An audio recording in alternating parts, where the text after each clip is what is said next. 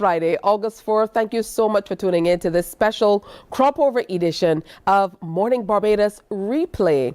Now, we know there's lots happening. Tonight, of course, is the Courtesy Garage Pickety Crop competition, and it's coming to you via pay-per-view. So make sure you get on your phones or whatever you need to do today. Go to ticketlinks.com and book your seats at home to be a part of the Pickety Crop competition. 19 Calypsonians are going to be competing for that big title for Cropover 2023. Over the weekend, we also have Cropover 4.0. You have to make sure that you book for that as well. That also will be available on pay-per-view. And in between, there are lots of events happening. This is Rick.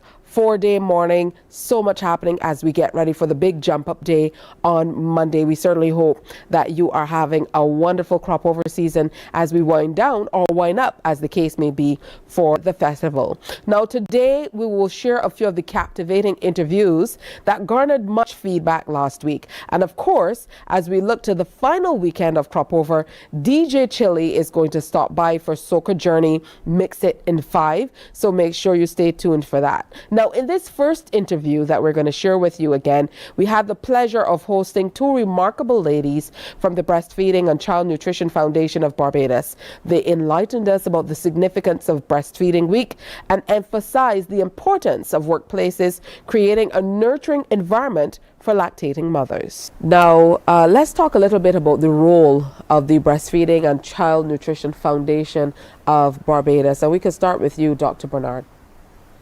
Yeah, sure. So again, thank you for having us. You've had us on every year, I think, for the last 3 years. So we really appreciate that because we really want to spread the awareness of World Breastfeeding Week this week. It's from August 1st to 7th. And it really helps to sensitize parents about the importance of breastfeeding to mothers and their families in our country. And that's what that's the BCNF's role. It's about supporting, protecting, and promoting breastfeeding on a national level. This year, the World Alliance for Breastfeeding Action is a global network of individuals and organizations who really, they're dedicated to promoting, protecting, and supporting breastfeeding.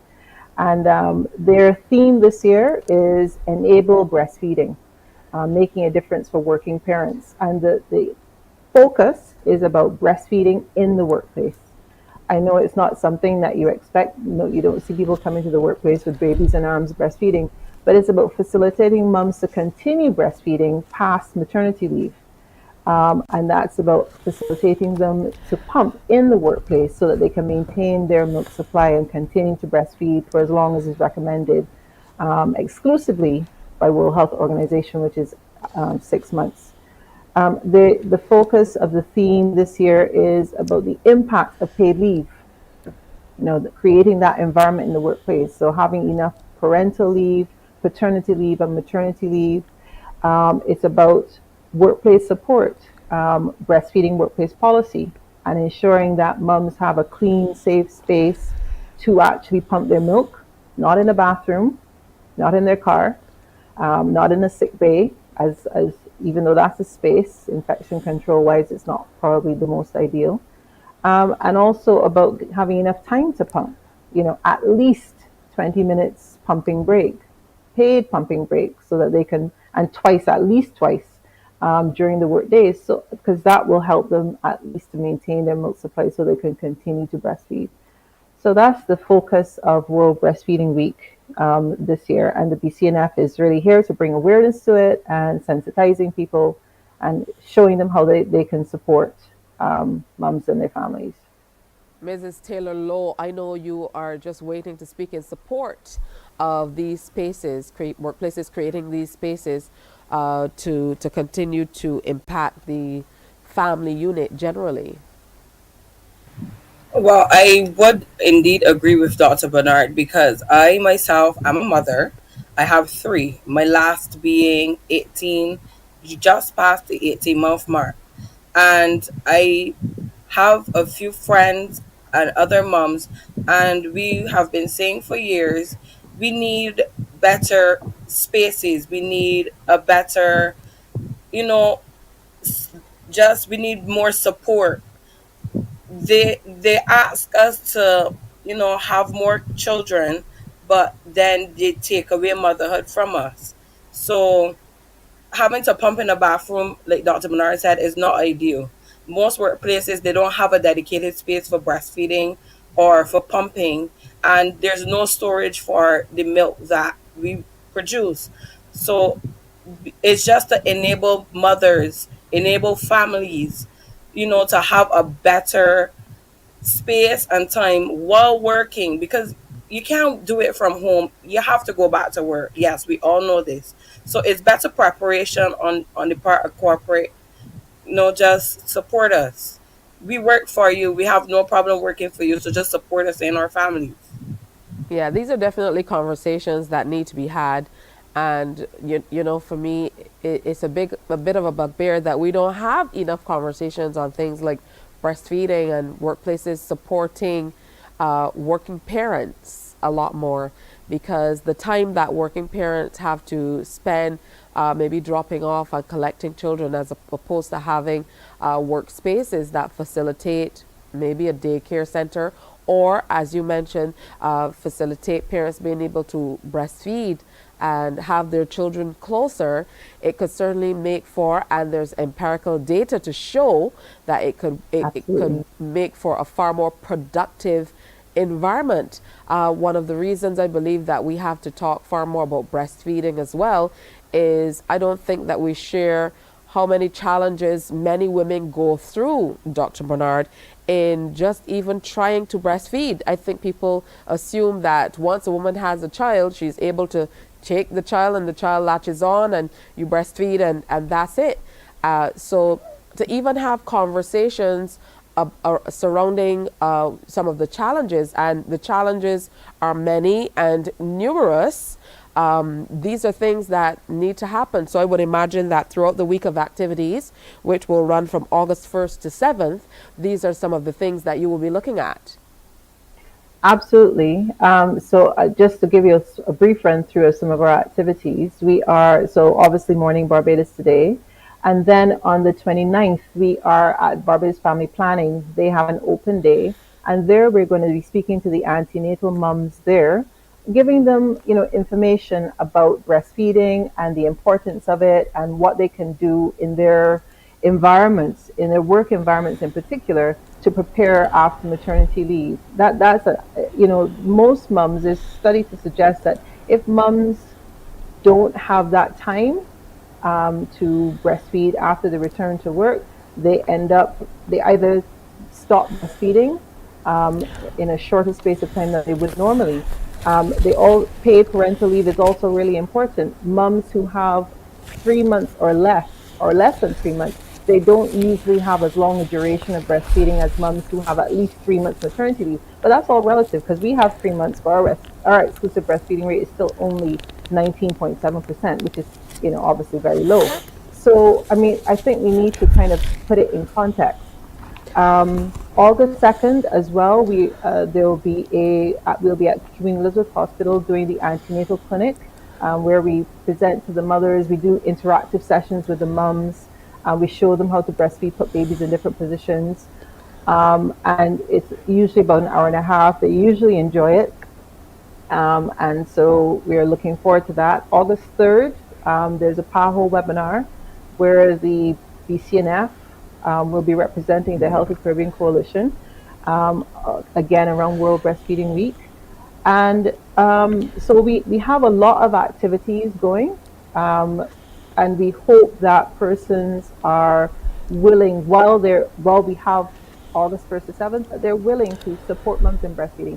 Buy a mum that a pump, sponsor her a pump, maybe sponsor her breastfeeding consultation after she's had the baby. There are many things that we can do, and as employers, you don't have to do anything fancy. Just create a small space, clean, put up a sign saying "Mummy's breastfeeding," and maybe give her a cooler bag if you don't have a fridge for her to use, with some ice, a cooler bag with some ice in it, so she can store her milk. There's so many small things and big things that we can do to make mums feel more comfortable in the workplace, and I think that's really, really, really important.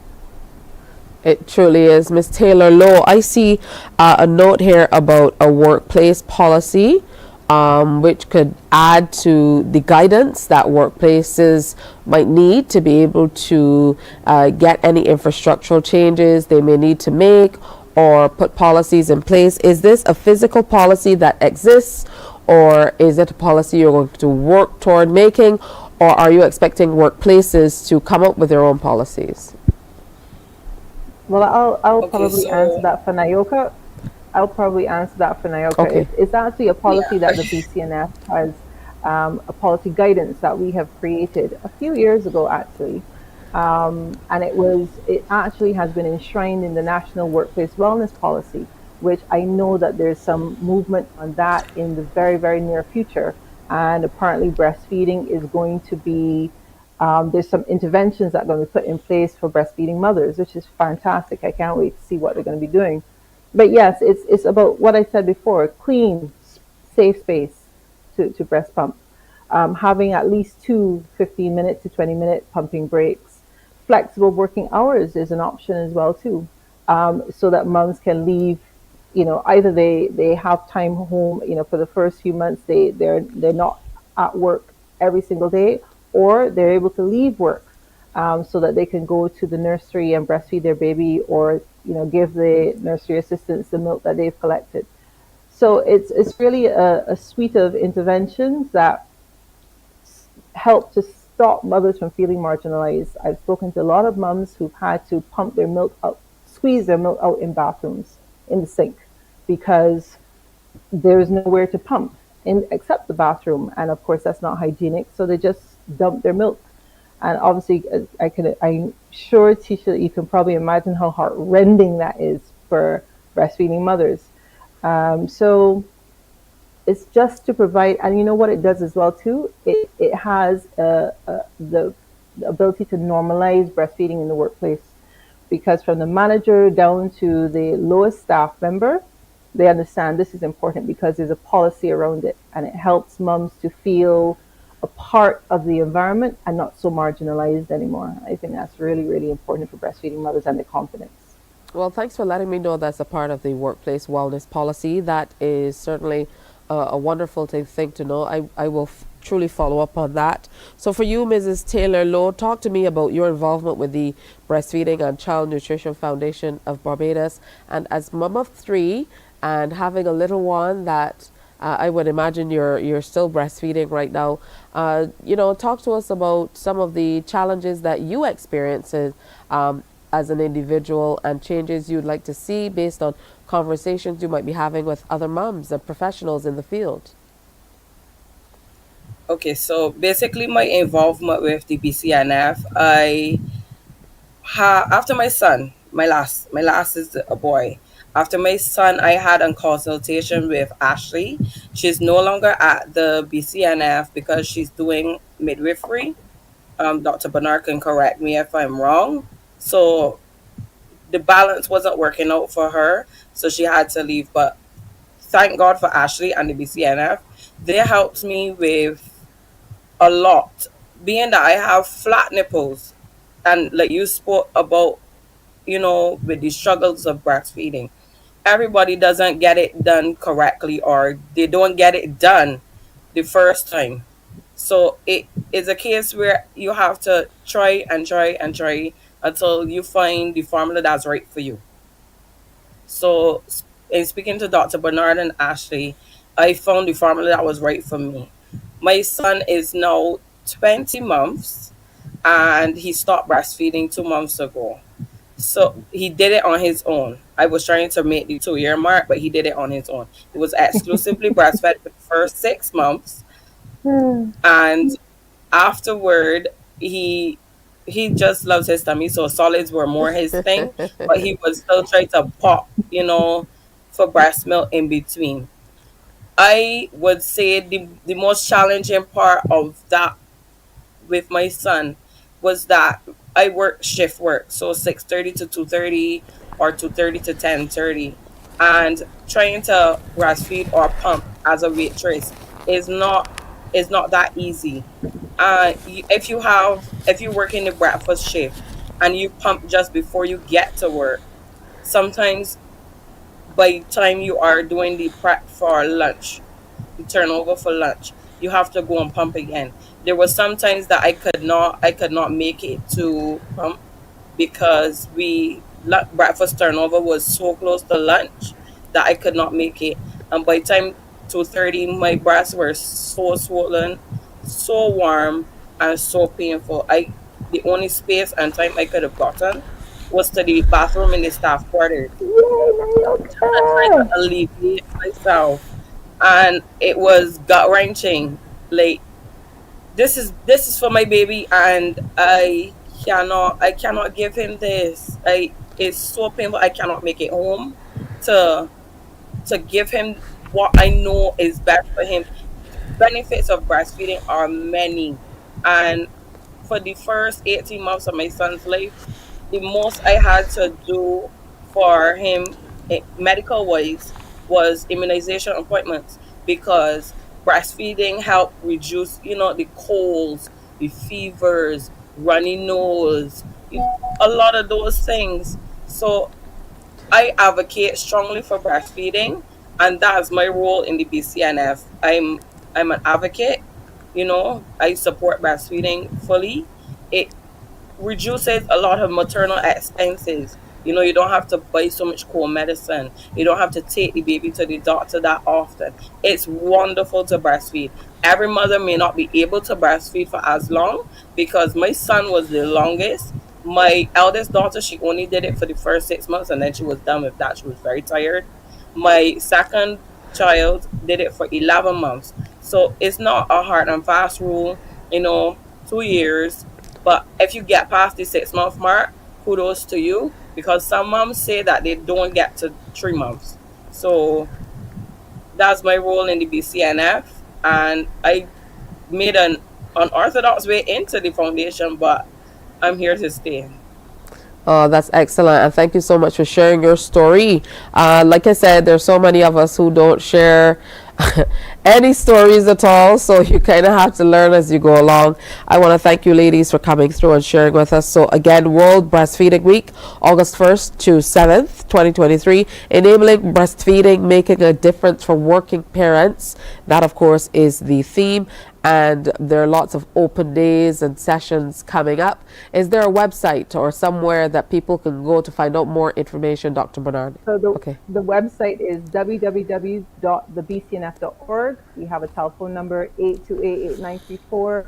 You can find us on Facebook and on Instagram. And if you want to email us, thebcnf@yahoo.com. So there's loads of ways to contact us. If you need breastfeeding support, we'll come to you. We do breastfeeding consultations. We do breastfeeding classes. We have support groups in person and virtual. We are doing podcasts. We're doing everything. We're a very, very active bunch. All right, active bunch they are, and I love to hear that, because there's so much that goes on with breastfeeding that many of us just don't know. So it's great that there's support for breastfeeding mothers out there. Thank you so much, Dr. Bernard, and to Mrs. Taylor Lowe for sharing with us this morning. Thanks so much for having us. Just a few days later, nurses dropped by Morning Barbados to have an even more in-depth discussion on breastfeeding. Sitting with me on set, we have Crystal Holder, who is registered nurse and midwife at the QEH. Good morning and welcome. Hi, good morning. And along with her is Tanisha Osborne, who's also a registered nurse and midwife at the QEH. Good morning. Good morning. Good to have you with us. Thank you. And sitting in with us is Andrea Scott, who's the senior nursing officer at the QEH. So good morning, ladies, and welcome. Good morning, and good morning, Barbados. Absolutely. So we're talking about Breastfeeding Week, and we had such an interesting discussion to get things started last week. I'm really happy you ladies could come back today to kind of shed some light more on it. I think this is one of these things that people say, okay, it's happening, let me look the other way, and don't necessarily pay that much attention unless it kind of hits home, which usually is for women who are having babies. So I'm going to start with you, Ms. Scott, for you to kind of set the tone for the focus on breastfeeding. And usually we just see posters and so on when we're going to maybe polyclinics or the QEH saying breast milk is best and stuff like that.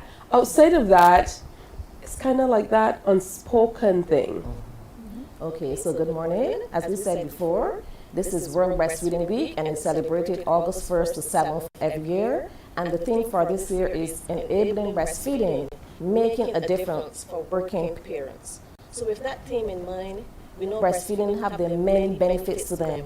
And World Breastfeeding was really originated back in 1990 with the declaration in Senate, where we speak about having standards for International Code of Marketing breast milk.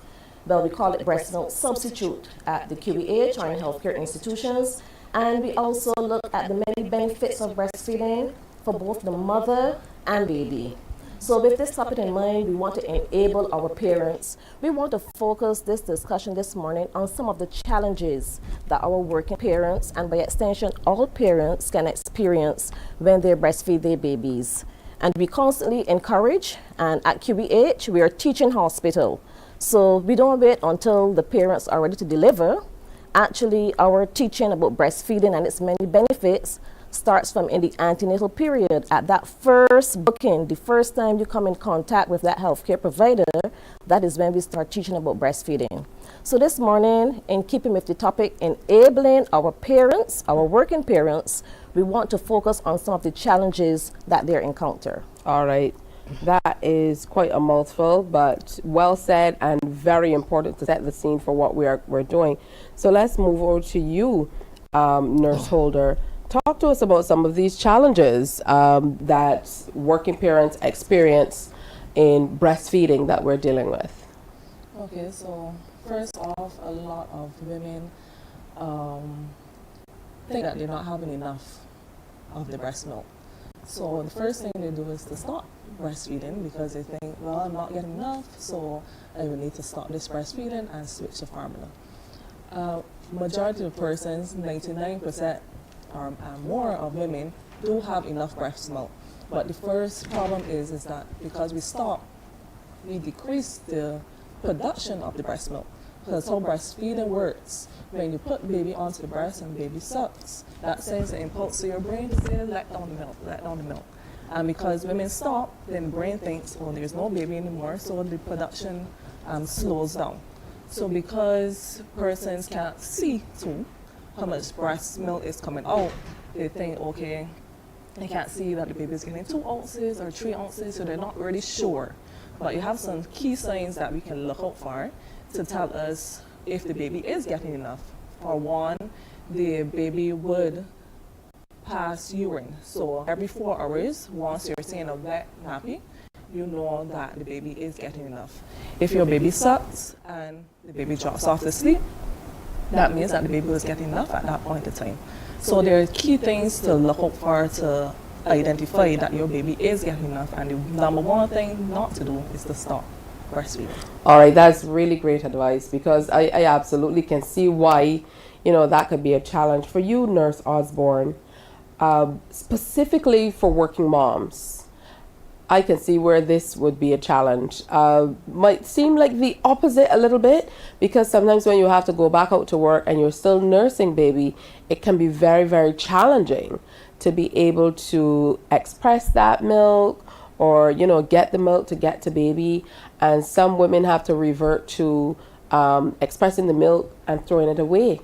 So for that reason, I can see why some mothers might decide, I'm going to stop. What do you see as some of the ways that working moms can get around having to discard of this liquid gold, really? Yeah. So basically, the overall mothers have at least 3 months home with their babies. And ideally, they should start planning before they go back to work. So we encourage mothers to pump so they can hand express, or they can use a manual pump, or they can use an electric pump. So we show the parents during their stay that they can use these devices to assist, and they can start pumping and storing like a couple of weeks, like say about 3 weeks before they're prepared to go back to work. And it's also important to check what type of pump you're using because it's not a one-size-fits-all. And storing and sterilization, because you want to make sure that the milk that is given to your baby is still of the same quality that baby have gotten if you were breastfeeding. So sterilization, equipment, and pumping is important. All right, so you raised a few things now, Nurse Scott, that, you know, are kind of running through my head because I'm thinking she said express and store maybe 2 to 3 weeks before you go back out. Usually if we go buy some formula or something from the supermarket, there's something that says, here's the expiration date. How do we know if this milk is still of a good quality for baby when we are storing this milk 2 to 3 weeks before baby is getting it? And let's talk about the conditions under which the milk must be stored. Okay, so when we are storing milk, first thing we always ensure, or we teach the parents about having a clean, a clean as possible environment. So we always start off with our hands, and hand hygiene is very important. So we encourage them to express the milk with the different devices, and as they express, they date and they label the time they express the milk. So they would use the milk that they expire first. Okay, so the first set of milk that they express, they would use that and come forward to the latest one that they express. And the milk can be stored up to 6 months in the freezer. Yes, up to 6 months in the freezer. Yes, please. All right, so that's very, very interesting. Very interesting. I see you with some contraptions there, Nurse Osborne, so I'm going to jump to you quickly for you to tell us what are all of these contraptions you have here on your lap. So this is one of the storage equipment that we use. This is called a breast milk bag, and it comes pre-sterilized already, so it's easy to use. Once your hands are clean, just like Sister Scott said, you can connect this directly to the pump, or after the bottle you can pour it into the bag. There's space that you can put your name, the date, and the amount, and you seal it, and you can store it in the freezer so that you'll be able to choose the one that is dated the latest first and then use them. So once you express and you freeze, then you thaw down and you use. You try not to refreeze or microwave the breast milk, because you can change the quality of the breast milk when you do that. That's very important. Yes. Because I know some people out there are thinking, microwave it, how do I reheat it? So we're going back to the old days. Yes. I have to talk to Nurse Scott on this one. I'm not sure if you ladies, I'm kidding. But maybe a pot with some water, is that sturdy enough for us to do a little pot with some water? Like we used to sterilize many people still use to sterilize the baby's bottles and so on, and nipples. So you put it in there and that's how you warm it? And in terms of warming the breast milk, you can leave it at the counter and let it come down to room temperature, or you can put it in some warm water, not too hot to change the components of the milk, just in warm water to bring it down that the baby can use that formula. All right, so that's interesting. So you don't want to leave it out too long either? No. Yes? Yes, no, please. So probably half an hour on the counter to bring it to room temperature, or just some warm water to bring it to room temperature, and that is good enough for the baby. Nurse Holder, I saw you nodding in agreement on that one. So normally once you take the breast milk out of the freezer or the fridge, you let it come back to room temperature, but you don't let it go past 4 to 6 hours on the counter. Then you will have to discard. So that means it takes proper planning. So if you know that you want your baby is going to get up in 3 hours time, you take out the breast milk before. So by the time the baby starts to wake up, that you have the milk ready. I know that what happens is usually as moms, once you get into a routine, then you're able to kind of do it, but you have to kind of get on track with that first. All right, so that was the first thing that you had hiding there from us. What else do you have on your lap? This is a part of the breast pump that we use, and this is important because there are many different shaped breasts, and there are many sizes nipple, and it's important that your nipple does not rub at the side of the flange or is too small for the flange, because then that will decrease the effectiveness of the pumping. So ideally your nipple should be at least 4 millimeters less than the flange size. So when you're going to purchase your pump, these are things that you will need to take into consideration. All right? And that's very interesting because, as mentioned before, I know that there are a lot of women who, in Barbados, we have this culture, I don't know if it pervades in other parts of the world, where we don't talk about anything. Everything is a big secret. So what we don't know is there are women who have different size nipples, who have different types of nipples, different challenges are presented. They might have flat nipples or round nipples or, like you said, smaller nipples that would create problems in terms of how they can express milk, or even for baby to be able to latch on. So let's talk a little bit about that, Nurse Scott. Yes, so as you appreciate, persons have different size nipples and different shaped nipples, and that does not stop the production of the milk. That is very, very important. Regardless of your size breast, big or small, your baby would get enough milk for that baby. So we have different techniques. For flat nipples, we can use manual expression, or back to the same electronic pumps. We can also use syringes. We use a syringe at work where we stimulate the nipple and we pull out the nipple, so because we know the nipple is erectile tissue, and once we stimulate that nipple, it will come out and the baby can effectively latch on. So persons also have some big breasts, and it might have difficulty for the babies to latch on as well. In the same manner, we can express the milk for the baby, or we can put as much as the areola in the baby's mouth as possible. We don't want the nipple, not just the nipple, it is the areola. Let me see. All right, let's see the device. Okay, so this is our breast stimulator here. So when we are breastfeeding, we try not to put just this nipple in the baby's mouth. We advance it as much as possible. So for large nipples, we put as much as the areola into the baby's mouth, and the baby would suck, and that sucking propels the milk to be ejected, and the baby would get enough formula. All right, so I know Nurse Holder, then like some of the other challenges will be women with inverted nipples as well. Do these pumps also work for them? Because I know there are some other contraptions that you can get to be able to work around these challenges. So one of the common mistakes mentioned is that you think that the nipples are very important, but it's not really the nipple, it's the areola. Because the areola is where the milk is stored. So when the baby latch on, the nipple is just used as a guide. And if you don't have this nipple, that doesn't mean that the baby cannot breastfeed efficiently. We will put the baby onto the areola, and once the baby sucks, it compresses the milk to the back of the areola, and that pushes the milk into the nipple and into the baby's mouth. So it's not really the nipple that is of biggest importance, it is the areola.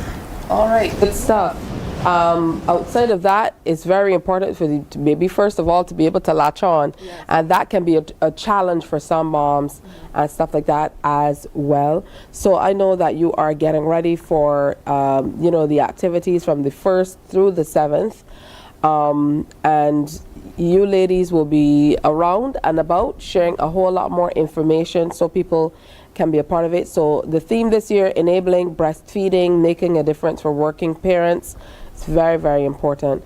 And talking about, we talked a lot about women, and obviously because it's the moms who are breastfeeding, but it's important to include the dads as well, because planning for them is so very important for them to be able to assist and be a part of the process. So parting words from you ladies, starting with you, Nurse Scott.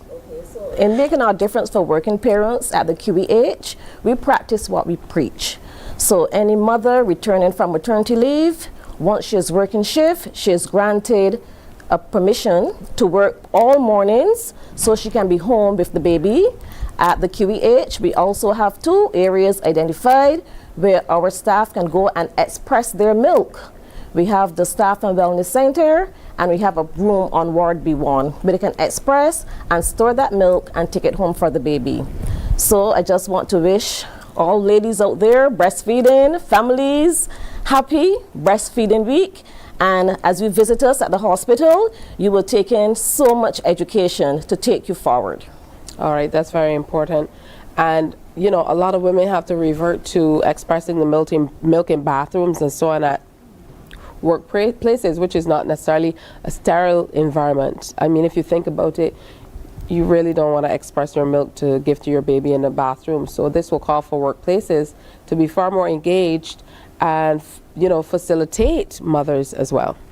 The words right out of my mouth, because I wanted to encourage all workplaces, especially workplaces that have majority are women at all, to have a place that the mothers can pump, and that's a clean environment, one that is well ventilated, has a refrigerator to store the milk, electric outlet so that if they're using an electric pump, and so that they can feel comfortable and relaxed, because all those things can hinder the pumping.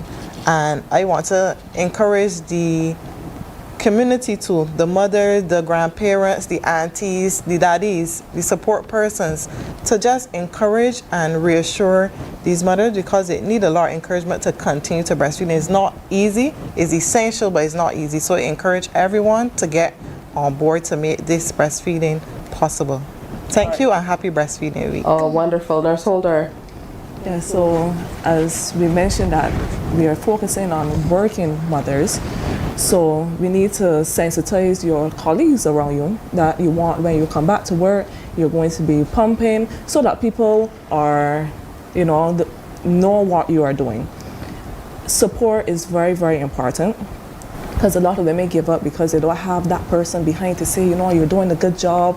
So I encourage persons, if someone says they want to exclusively breastfeed, or someone says that they want to breastfeed at all, you know the importance. So give them that encouragement. And the fathers are very, very important when it comes to that, because they are normally the person right beside, or probably a mother for a younger person. So just give them that encouragement, and give them that if they want some time, that they can sleep a little bit, so that they can be able to get up and breastfeed the baby. They need that encouragement. All right, and finally, I know you have a lot of activities, as I mentioned, coming up. So if you can close out on the activities that we can look forward to this week.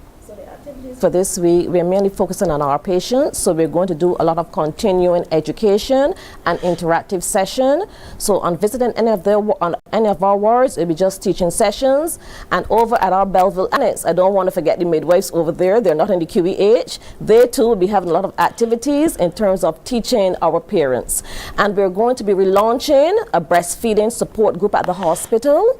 Anyone having challenges with breastfeeding can call the QEH 436-6450 and ask for Ward B1, Labor Ward, Obstetric Ward, or the Antenatal Clinic, and they will be guided to any question that they have. We would answer their questions. Oh, that's excellent. Well, thank you, Nurse Scott, Nurse Crystal Holder, Nurse Tanisha Osborne, for coming in and sharing with us this morning.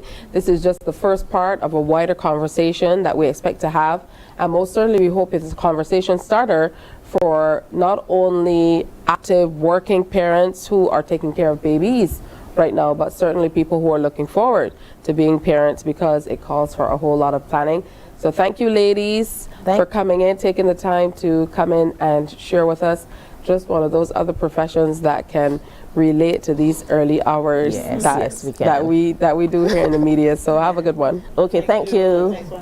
Here's where we take a break, but when we come back, we're talking immigration law as we reach out to Abajan Afar. That's next on this special replay of Morning Barbados on this Cropover Friday. Remember to give us a call here at CBC or get on ticketlinks.com and book your spot for the best seat in the house. That is pay-per-view for the Courtesy Garage Pickety Crop Finals on tonight.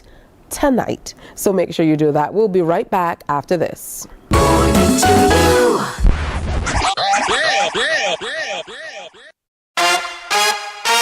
CBC is bringing two of the biggest Cropover events this weekend via pay-per-view on MCTV and online streaming.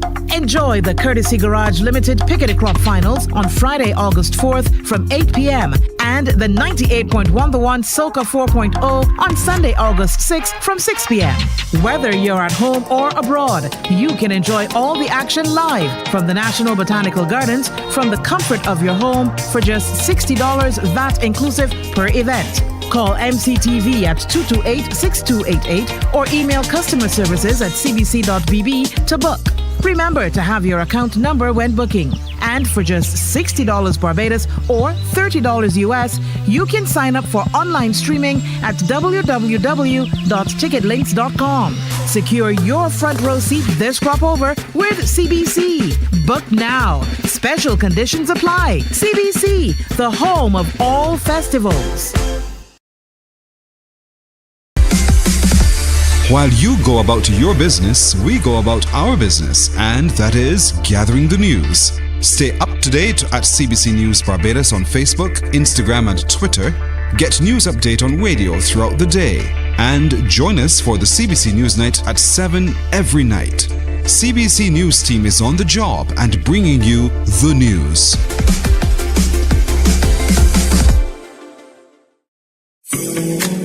The facts say Morning Barbados reaches an audience of over 50,000 and Newsnight reaches over 56,000. It's simple. When you advertise, you're getting your message to over 50,000 of your potential customers. Make the call to CBC Sales Department today and watch your business grow. Contact us at 467-5559 or email marketing@cbc.bb.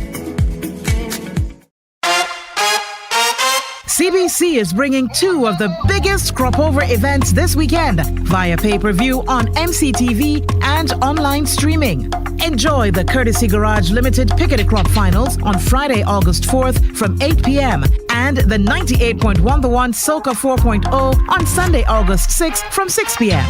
Whether you're at home or abroad, you can enjoy all the action live from the National Botanical Gardens from the comfort of your home for just $60 VAT inclusive per event. Call MCTV at 228-6288 or email customer services at cbc.bb to book. Remember to have your account number when booking. And for just $60 Barbados or $30 US, you can sign up for online streaming at www.ticketlinks.com. Secure your front row seat this Cropover with CBC. Book now. Special conditions apply. CBC, the home of all festivals. While you go about your business, we go about our business, and that is gathering the news. Stay up to date at CBC News Barbados on Facebook, Instagram, and Twitter. Get news update on radio throughout the day. And join us for the CBC News Night at 7 every night. CBC News team is on the job and bringing you the news.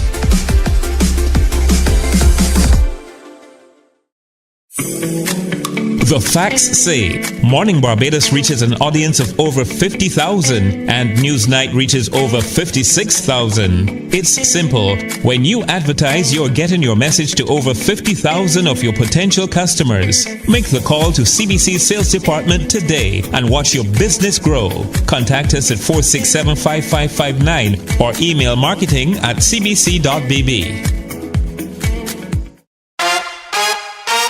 CBC is bringing two of the biggest Cropover events this weekend via pay-per-view on MCTV and online streaming. Enjoy the Courtesy Garage Limited Pickety Crop Finals on Friday, August 4th from 8 p.m. and the 98.1 The One Soca. Welcome back to Morning Barbados, this very special Cropover Friday edition where we are taking a peek back at some of the very interesting interviews that took place over the last week. Now, of course, we're encouraging you to book the best seat in the house. That is, of course, pay-per-view. But if you are going to make it out tonight as part of the 10,000 people who will descend on the National Botanical Gardens to see 18 Calypsonians against defending King Kwan, then we want to see you there as well, because we are going to be on the ground bringing you all of the action. If you can't make it, make sure you book that pay-per-view. Now, moving forward, we had the honor of speaking with the esteemed immigration attorney Jamal Hinkson. As a second-generation Barbadian, Mr. Hinkson shared his personal journey growing up as the son of Caribbean immigrants, and he also revealed his motivation for pursuing a career in the legal profession. Let's take a look back at his captivating story. All right, our Bajan Afar this morning is reaching back from Florida, and he has two Barbadian parents. So just the right time, as we started talking about genealogy, to have Jamal Hinkson join us. He's an immigration attorney. very well versed in immigration law. Good morning and welcome. Thanks for your time. Good morning. Thank you for having me, Tisha, and good morning, Barbados. All right, so wonderful to connect with you. First of all, you have to tell us all about the Bajan connection. Absolutely. My parents are both Bajan. They were born in Barbados. My mom is from Bank Hall, and my father is from Cullimore Rock. So most of my family, in terms of from my mom's side, is still in Barbados, actually. I have and I have aunts who live in Barbados, and then I have my dad's family as well that lives in Barbados. So one of the great things is that I know we're in the heat of Cropover, so that was one of the memories that I enjoy of, going for the weekends or even going for the summer as a youth, visiting Barbados during this time. All right, very interesting stuff. I can't move away from asking you this because even in the midst of that accent, when you said Bank Hall and when you said Cullimore Rock, the Bajan accent came out. So what was it like growing up in a Bajan household, Bajan mom and dad outside of Barbados? Well, one thing that you notice, or that I notice, is that, when you're living in the United States, because you grew up in a Bajan household, things are different. You see how, my friends interact with their parents or how they are in school. And you notice that things are, it's not just how it is, with my parents as it is with theirs. So one of the things that I know that was heavily stressed in the household was education. I mean, education was on top of everyone's priority list. And they made sure it was my priority too as well. So growing up with Bajan parents, they stress education. And that's one of the great benefits of having Bajan parents. And then, of course, some great Bajan words that mean different things in different parts of the world, like malicious. So, my producer in the back, he's saying that you obviously love mathematics because he sees some math certificates sitting behind you. Very, very interesting stuff. But, lots of fun. It's great to hear that you still have relatives here and you're able to reach back. But you're into immigration law, which is very interesting as the son of some Barbadian immigrants.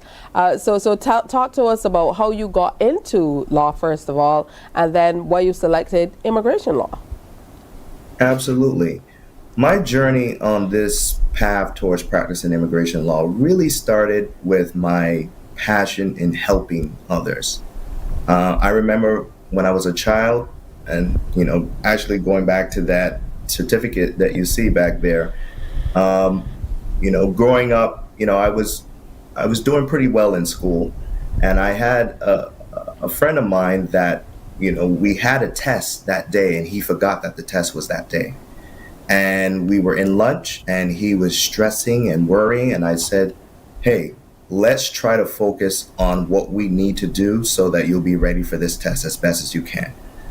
And he was able to take the test and he got a pretty good grade. And, it felt so great to help someone in that position. And that's really where my love came into, study and then eventually, go to law school. Because at the end of the day, I wanted to help people. And that love for helping people, or that passion for helping people, was crystallized when I was interning at a firm while I was studying. And while interning at the firm, the lawyer said, hey, I have an associate that has an immigration court hearing, and I know this is something that you don't do or you were not thinking of doing, but do you mind just tagging along and see how it goes and tell me what you feel about it? And I'll tell you this, when I stepped into that courtroom and I just bear witness to what was going on and all the parties in play and all the everyone in their positions, it's at that moment while I was in law school that I said, you know what, this is what I want to do. This is what my passion, this is what is leading me to my passion. So that's where my interest of law began. as well as my passion to study and practice immigration law. All right, and then for people who might be looking to immigrate, because we're seeing that, I would imagine, on the rise a lot more these days, where people are looking for opportunities all across the world. Then, you know, yours is one that, your profession is one that people, or your area of the profession is one where, you know, people should really check in with you first to see what they're doing, so that they truly are ready and able to transition seamlessly from their home country or wherever they're coming from to the source country, or wherever it is they're hoping to go and work or go to school or what have you. So let's talk about the specifics quickly of people who might be looking to migrate to another place. Well, absolutely. One of the things that, you know, I get from people that come to see me and they consult with me is, hey, why do I even need a lawyer, you know, to help me with this process, or to assist me, or to represent me in this process? And the way how I view it is, imagine, you know, you see those nature videos where you see the wildebeest crossing the river, and you're watching it from the outside perspective, and you know that there are crocodiles in that river, and they know they need to get over to the other side. However, they don't know where the crocodiles are, because the crocodiles are slowly coming up underneath the water, trying to make their attack. And that's sort of similar how I view immigration law, in terms of there are some complex areas of immigration law, especially in what I practice, family-based immigration and also deportation defense, where individuals may not know the legalese, they may not know the documents that need to be provided, they may not even know in terms of their answers to specific questions on the applications that they submit to immigration, could put them in, you know, what we call immigration danger. So my job meeting with individuals is, first of all, we need to determine, you know, your background, need to go into your history, as well as we need to go in terms of goals that you want to accomplish, in terms of, okay, do you have family here in the United States? Do you want to work in the United States? Do you want to be able to travel back and forth between the United States and your other countries? These are the kind of things that I consult with prospective clients in, you know, assessing in terms of what are the options available to them to eventually migrate to the United States, or in the future become U.S. citizens of the United States. All right, I want to thank you so much for sharing. The time has gone by so quickly, but I think this is a great conversation starter, as I always say, and there are lots of people who will have questions for you as well. So we definitely are going to look forward to that.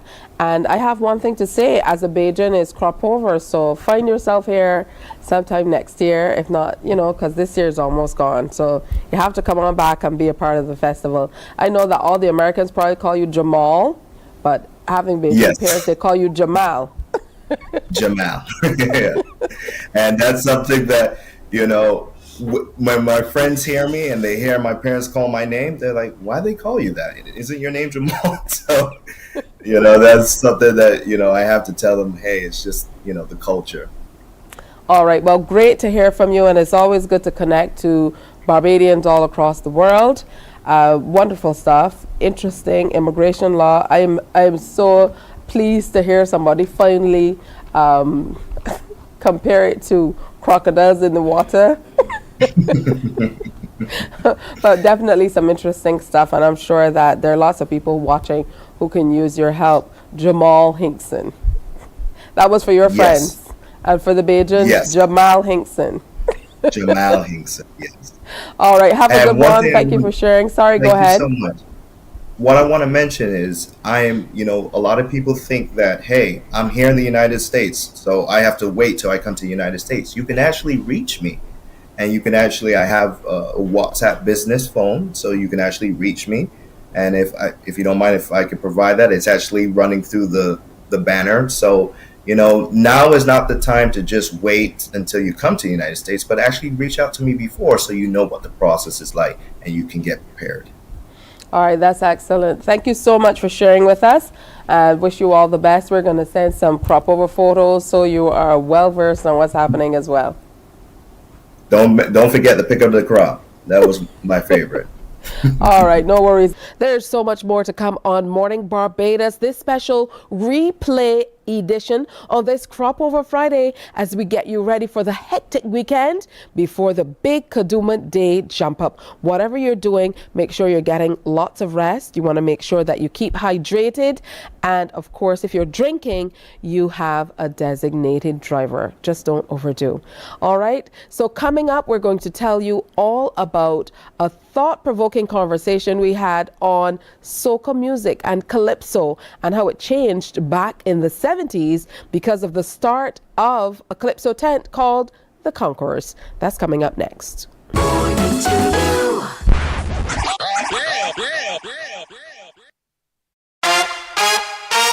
CBC is bringing two of the biggest Cropover events this weekend via pay-per-view on MCTV and online streaming.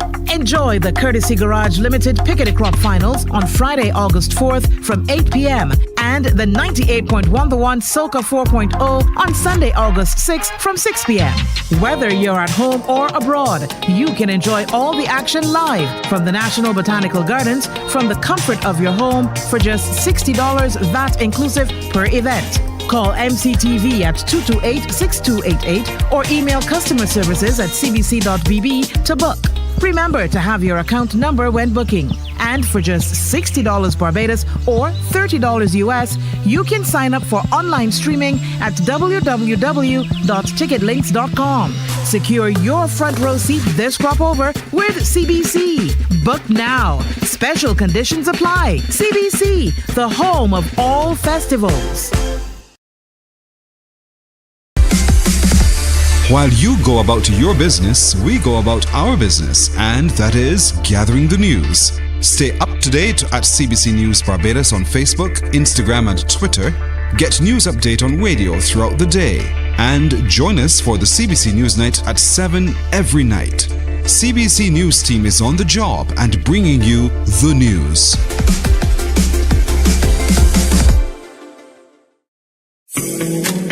The facts say Morning Barbados reaches an audience of over 50,000 and Newsnight reaches over 56,000. It's simple. When you advertise, you're getting your message to over 50,000 of your potential customers. Make the call to CBC Sales Department today and watch your business grow. Contact us at 467-5559 or email marketing@cbc.bb. CBC is bringing two of the biggest Cropover events this weekend via pay-per-view on MCTV and online streaming. Enjoy the Courtesy Garage Limited Pickety Crop Finals on Friday, August 4th from 8 p.m. and the 98.1 The One Soca 4.0 on Sunday, August 6th from 6 p.m. Whether you're at home or abroad, you can enjoy all the action live from the National Botanical Gardens from the comfort of your home for just $60 VAT inclusive per event. Call MCTV at 228-6288 or email customer services at cbc.bb to book. Remember to have your account number when booking. And for just $60 Barbados or $30 US, you can sign up for online streaming at www.ticketlinks.com. Secure your front row seat this Cropover with CBC. Book now. Special conditions apply. CBC, the home of all festivals. While you go about your business, we go about our business, and that is gathering the news. Stay up to date at CBC News Barbados on Facebook.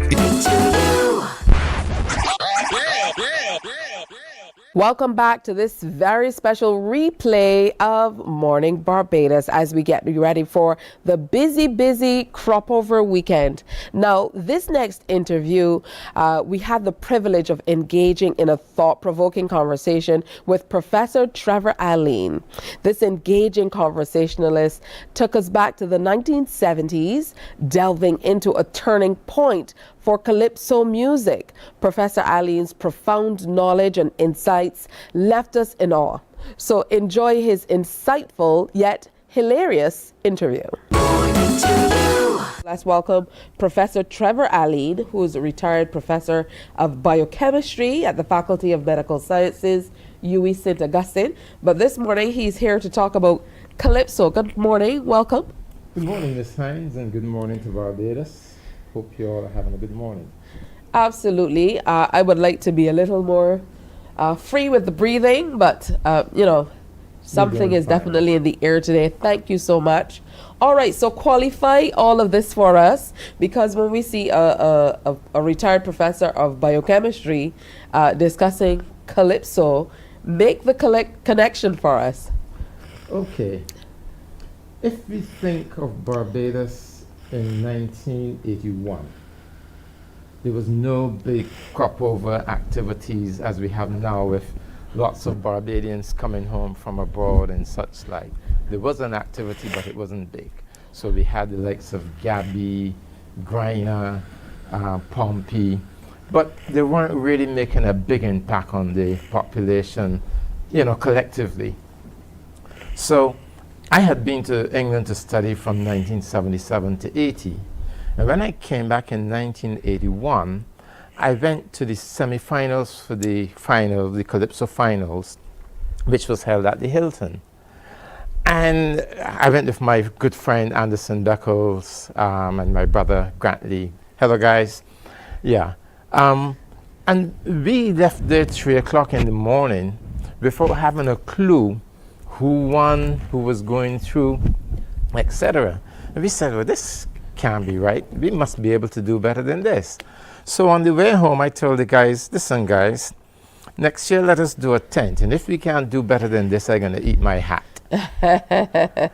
So that was 1981. So I got started for 1982.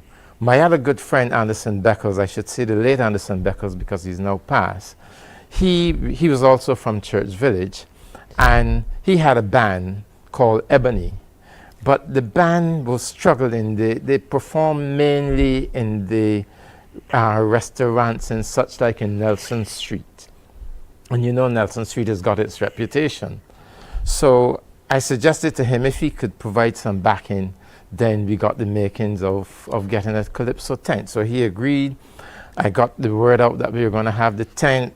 Quickly, PJ lined up with us. My cousin, Sheriff Addington, Addie Ford from Blaze Hill.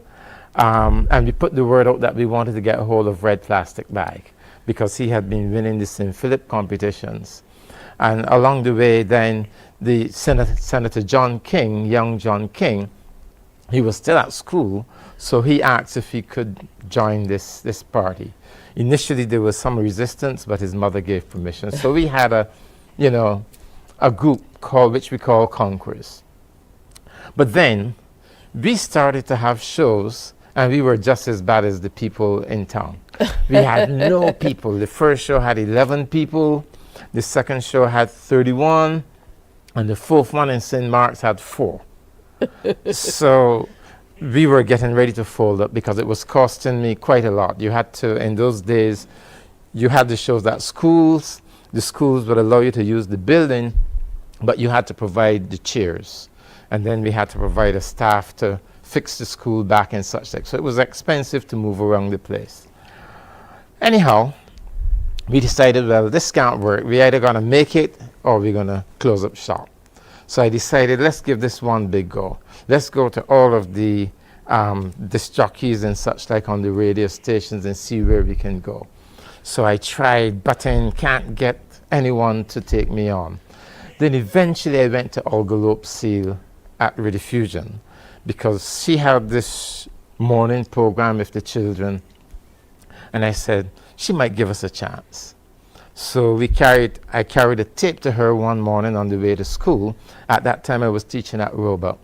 So I gave her the tape and she said, well, Mr. Allen, you know, I can't promise you anything. I'll listen. If I hear something, I'll call you. So I'm teaching at Roebuck, I'm teaching science.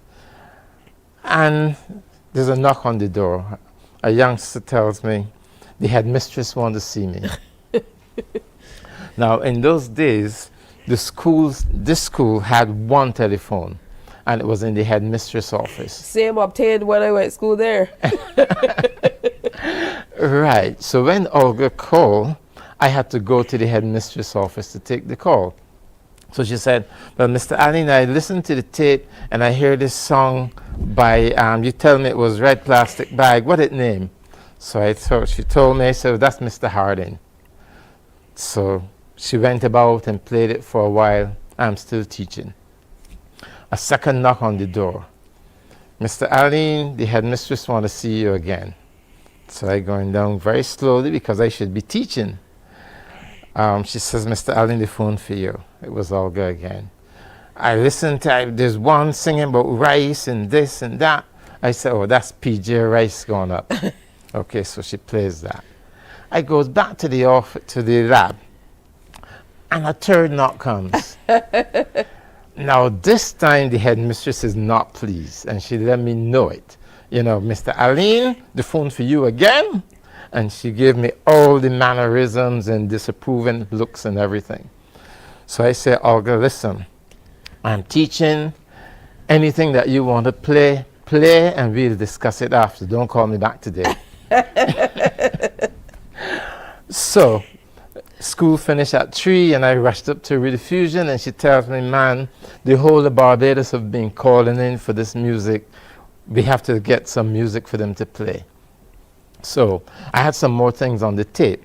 But remember, we recorded this in a garage because that's where we used to practice. So you could hear the galvanized rattling in the back when the bass is playing and such like. So she said, but you know, we got to do better than that. So she arranged for another person who have passed, the late Trevor Hollinsworth, for a good colleague as well, to do some taping for us. So we went in one weekend and we spent the entire weekend, Friday, Saturday, Sunday, sleeping on the floor in Studio 3 to get some music that we could play on the air. Barbados went wild from then, and the next show we did, which was at the Steel Shed, we expected a small crowd again. Up to 5 minutes before the show started, we didn't have no people. And 10 minutes after the show started, the place was full to capacity, the doors ripped off, people standing in chairs, sitting around people's neck, and there was pandemonium in the place. After that, Calypso in Barbados have not been the same. So this is the story of the Conqueror's Calypso tent. Yes, well, yes, this is the Conqueror's Calypso tent. Yes, we're the ones that got things going. I mean, obviously, I can't tell you the whole story, but along the way, we had the comedians, 4 comedians that joined us, St. Hill and Cheetah and those guys were funny, and it gave us the idea that, you know, you didn't just have to be an MC to say who's singing next. They did skits and such like, and again, the comedy in Barbados took a turn for the better as of 1982. So what do you think set Conquerors at that time apart? Because you went out to hear the music was being played and so on, but what do you think intrigued everybody so much about this music? Well, two things. One is that we were lucky that we had good calypsos that year. We had Plastic Bag singing Mr. Harding and Sugar Made Us Free. 2 very, very good calypsos. And that year he went on to win. He went on to win. Yes. Yep. You had PJ with Rice Gone Up, John King with This Married Life. You know, so we had a lot of good calypsos. And then we had a second thing that we kind of played up very much. We were based in St. Philip, in Church Village to be precise. And we played on the business of tongue versus country. So we kept saying to everybody, we're going to lick up them tongue, man. We're going to lick up Gabby and them boys. So I think we got the entire population that didn't reside in St. Michael coming behind Conquerors. So it was a St. Philip or a country versus tongue. And I think that we were able to play on that and get the people to come out and support us. Talk to me about how it grew after that initial year. Well, how it grew, I think Calypso in general in Barbados grew after that year because we were the only new tent in 1982. But by 1983, tents started to spring up everywhere because now Calypso was in the air. We had Untouchables, which Red Plastic Bag moved over to. We had, I don't remember the others, but lots of tents started to come up everywhere. And I think the music, people started to listen to the music. A lot more started to be played on the air. You know, disc jockeys were prepared now to play local calypsos, and I think it got moving at that point. All right, what did that do for your group, the group of you who got together and said we're going to make a go of it, in terms of how you felt about where you could go with managing this tent and moving the art form forward? Well, you know, Miss Hines, life is sometimes not always straightforward. So we discovered Red Plastic Bag in 1982, and clearly he's a fantastic Calypsonian, but there was always, from time immemorial, we were from Church Village in St. Philip, and he was from the Bayfield area, and there was never a lot of love between Bayfield and Church Village in terms of competitive things. Every cricket match between Bayfield and Church Village ended in chaos. And so it was easy for the Bayfield people to say, boy, come in, you know, let me start with your own thing. So they started a tent. But it hurt Conquerors because we lost our king. But I think Calypso gained something because there was now another good tent, Untouchables. And I think after that, other tents sprang up around the country, leading to, you know, a blossoming of Calypso. Absolutely. So what are your thoughts on where Calypso is now, considering, you know, where that journey started? I think that, you know, we have a lot of talented people, talented writers, talented singers, but I think the Calypsos are too rushed. I don't think people are spending enough time refining the Calypsos, making sure, you know, the stanzas are correctly structured and such like. I think it's too easy to record now. This morning you get up, there's a bit of something in your head, and by 3 o'clock this evening, there's something on the air already. So I would like to see the youngsters take a little bit more time with their craft, trying to make sure that they produce excellent rather than just good Calypsos. All right, we're talking Calypso with Professor Trevor Alid. We're going to take a break here. Come on back. Stay with us.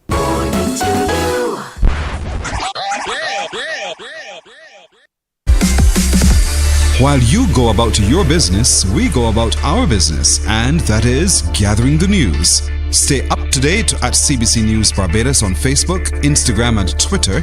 Get news update on radio throughout the day, and join us for the CBC News Night at 7 every night. CBC News team is on the job and bringing you the news.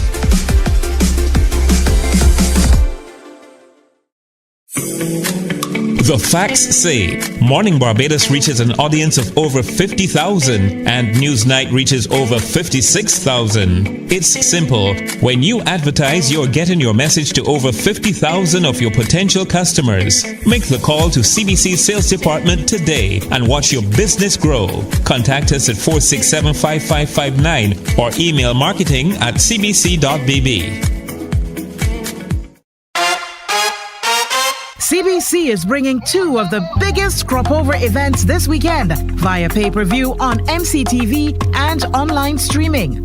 Enjoy the Courtesy Garage Limited Pickety Crop Finals on Friday, August 4th from 8 p.m. and the 98.1 The One Soca 4.0 on Sunday, August 6th from 6 p.m. Whether you're at home or abroad, you can enjoy all the action live from the National Botanical Gardens from the comfort of your home for just $60 VAT inclusive per event. Call MCTV at 228-6288 or email customer services at cbc.bb to book. Remember to have your account number when booking. And for just $60 Barbados or $30 US, you can sign up for online streaming at www.ticketlinks.com. Secure your front row seat this crop over with CBC. Book now. Special conditions apply. CBC, the home of all festivals. While you go about your business, we go about our business, and that is gathering the news. Stay up to date at CBC News Barbados on Facebook, Instagram, and Twitter. Get news update on radio throughout the day. And join us for the CBC News Night at 7 every night.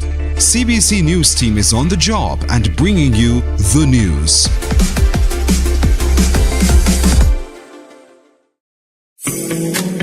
The facts say Morning Barbados reaches an audience of over 50,000 and Newsnight reaches over 56,000. It's simple. When you advertise, you're getting your message to over 50,000 of your potential customers. Make the call to CBC Sales Department today and watch your business grow. Contact us at 467-5559 or email marketing@cbc.bb. CBC is bringing two of the biggest Cropover events this weekend via pay-per-view on MCTV and online streaming. Enjoy the Courtesy Garage Limited Pickety Crop Finals on Friday, August 4th from 8 p.m. and the 98.1 The One Soca 4.0 on Sunday, August 6th from 6 p.m. Whether you're at home or abroad, you can enjoy all the action live from the National Botanical Gardens from the comfort of your home for just $60 VAT inclusive per event. Call MCTV at 228-6288 or email customer services at cbc.bb to book. Remember to have your account number when booking. And for just $60 Barbados or $30 US, you can sign up for online streaming at www.ticketlinks.com. Secure your front row seat this crop over with CBC. Book now. Special conditions apply. CBC, the home of all festivals. While you go about your business, we go about our business, and that is gathering the news. Stay up to date at CBC News Barbados on Facebook, Instagram, and Twitter. Get news update on radio throughout the day. And join us for the CBC News Night at 7 every night. We have Professor Trevor Eileen giving us a little history lesson on Calypso. He is one of those people who got Conqueror started back in the day, and there's some photographs. We're going to try to share them with you today. If we can't share them with you today, we're going to share them on another occasion. So once you got Conqueror started in 82, the next year Untouchables came out, another group from St. Philip. In 82, Bag also won the crown that year. So as you mentioned, Right, in 82, yes, he won in 82. yes, with Sugar Made Us Free and Mr. Heartache. That's right. And then the following year, you were without a king. So talk to me about where the tent went after that. Right, the following year, John King had emerged as our front runner, and I think he was singing maybe The Black Box, and I don't remember the other song, but The Black Box was one of them. And we had promised we were going to give this St. Philip bunch, this other St. Philip bunch, a lesson. So we had said, I can't use the language that we use, but we said we were going to give a good cut tail to the bag, but I don't think we said tail. And so we had John really working hard to dethrone Bag. Fortunately that year, the rain washed out the finals, because I thought there was going to be a lot of confusion and strife if it had gone down. Bag on one side, John on one side, Gabby on the next, you know, so it was heading for confusion, and luckily it was washed out, so there was no finals in 82.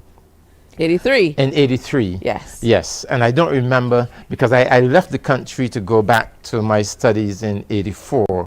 So I can't remember whether it was 84 that John won or if it was a subsequent year. Wow, quite a story. And what happened after you left? Did the others carry on? Yes, Conqueror's the others legacy? carried on, yes.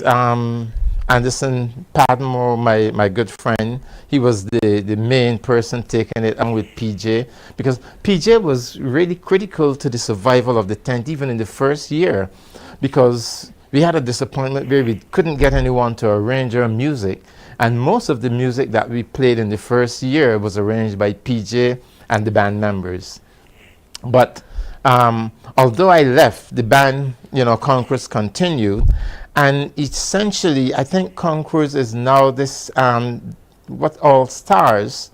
I think they changed the name from Conquerors to All Stars, but I think it's the same grouping. So Conquerors in reality probably is still in existence. What was the process like back then, coming up with the names of the tents? Because all of them just sounded exactly like what you were talking about, a battleground. Untouchables, Conquerors. Yeah. It was almost, set up to be, a big fight. Yeah, I think we had patterned ourselves on the Trinidadians. In Trinidad, the Calypsonians tended to do that. And for me, I had gone to Carnival in Trinidad, and I liked the interplay between the tents.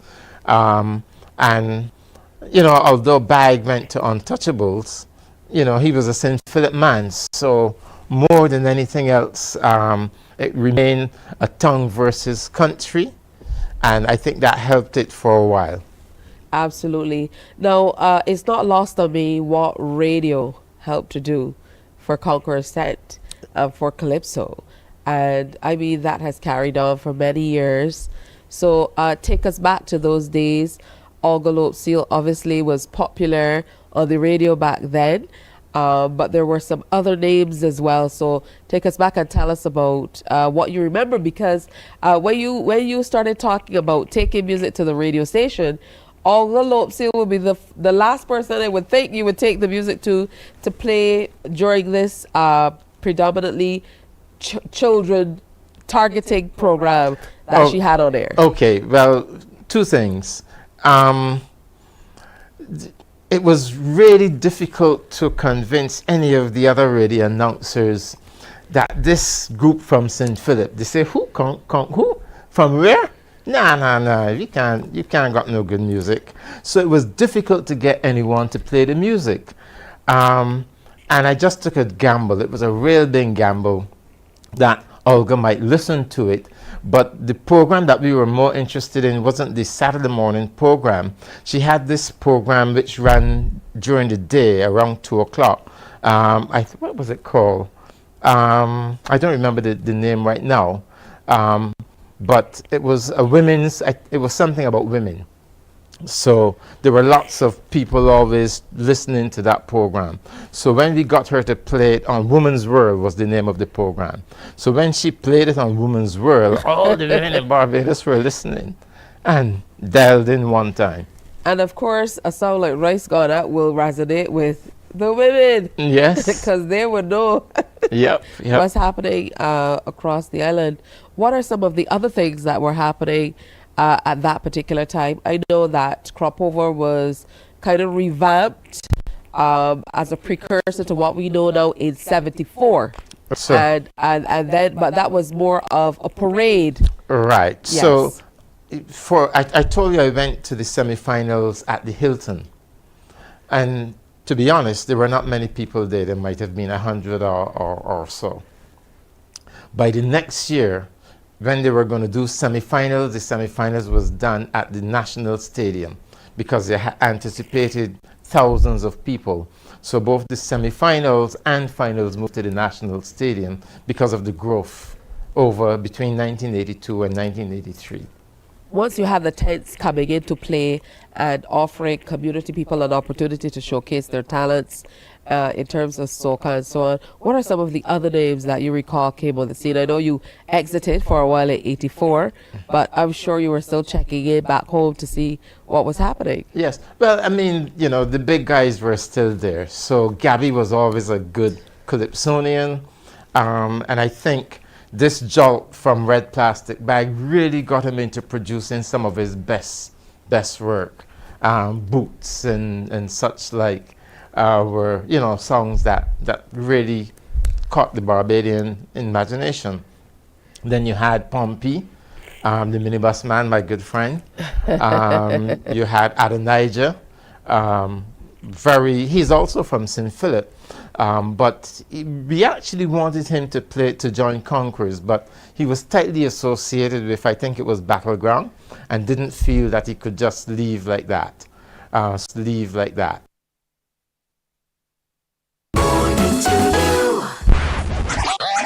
Leave like that.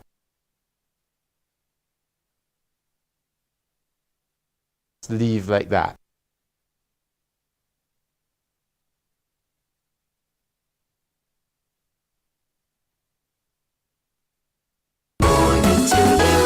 So you'll see everybody going wild. Because back then, it was very edgy to say bop bop. Yes.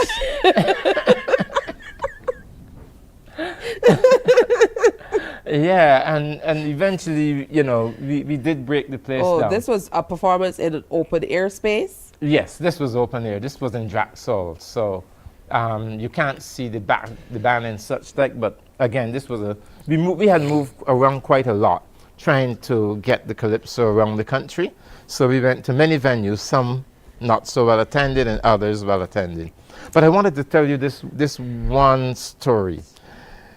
After we made such an impact on the people, a gentleman from in St. Michael decided he wanted to hear a clash between us and Battleground. And he was going to put up big money to do it. Who was in Battleground at that time? I think it was Gabby. I know Gabby was Battleground for sure. Yeah, Gabby. So it was Tongue versus Country again? It was Tongue versus Country. And this was in the DLP auditorium. So this person, you know, he's a businessman, and he saw the advantage of putting these two groups against one another and getting large numbers of people to come out, and he will pay us a good size of money. I hope he was charging more than $2. Yeah, he was he charged quite a lot. Like 10? Could be 10, could be 15. Might be more like 15. Because he had paid us, I don't remember the amount, but it could be $5,000, which was a big amount for the time. $5,000? Yeah, so this was big money at the time, but the problem was, Bag had already left us, but the man didn't know. When he started to talk to us, Bag was our lead. And you didn't tell him that Bag left? No, but he had already got the show so far advanced that when Bag didn't tell us he was leaving, you know, he left. He wanted to preserve his voice for the finals, so he wasn't singing no more till then. So the man then didn't know, the crowd didn't know, the show was promoted as Gabby versus Bag. So nobody besides us knew that Bag wasn't going to perform. So when we did our finisher part, we left that place in one big hurry and got out. Later I was told that the man said he was interested in having a word with me. Oh dear. But of course, I didn't trust him, so I didn't go to meet him to have no word. And this, of course, is Bag performing Can't Find Me Brother. Okay. Back in the day, now we got as far as 86. 87 was Bubba. They Want to Know I Love Your Own. Bubba took the title back then. Then in 88, Rita. She won. And we know that was a digno battle with Rita, with Woman Respect Yourself and Can't Party. Ironically, I saw Rita last night in in Sheraton. So good morning to you, Rita.